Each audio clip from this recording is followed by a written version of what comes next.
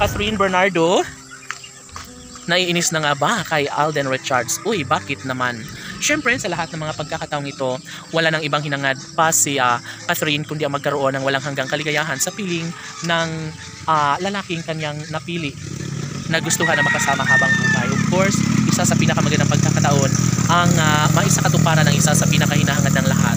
Siyempre, magiging pabor ito para sa dalaga at magkakaroon din umano bandang huli ng kaligayahan sa kanilang mga puso't isipan.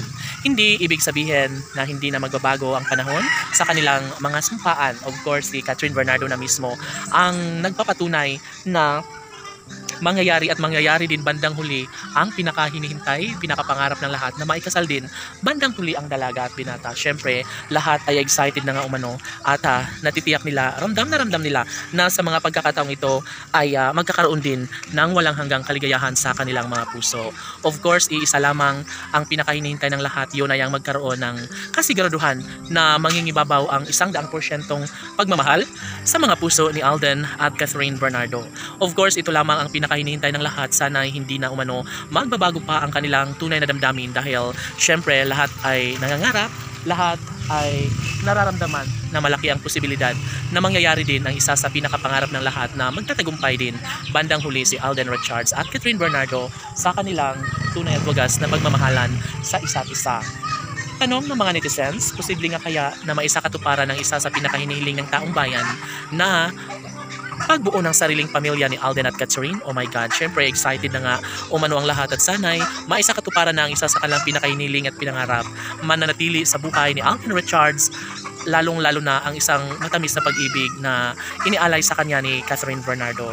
Kaya sobrang masaya ngayon ang mga fans ng Cat Den Love Team. Alam nila na mayroong pagmamahalang magkaroon ng walang hanggang kaligayahan sa puso ni Alden at Catherine. Syempre, mas gugustuhin pa umano ng mga netizens na maisakatuparan ang isa sa pinakahinihiling ng taong bayan. Kung sakali man na mangyayari na maisakatuparan ang isang pag-ibig na siyang nagbibigay kaligayahan sa lahat, posible na mangyayari at magkaroon ng walang hanggang kaligayahan sa kanilang mga puso. Syempre, iba pa rin kapag mananatili sa isang tabi ang isang pag-ibig na dapat lamang talaga na maisakatuparan ng isa sa pinakahiniling ng taong bayan.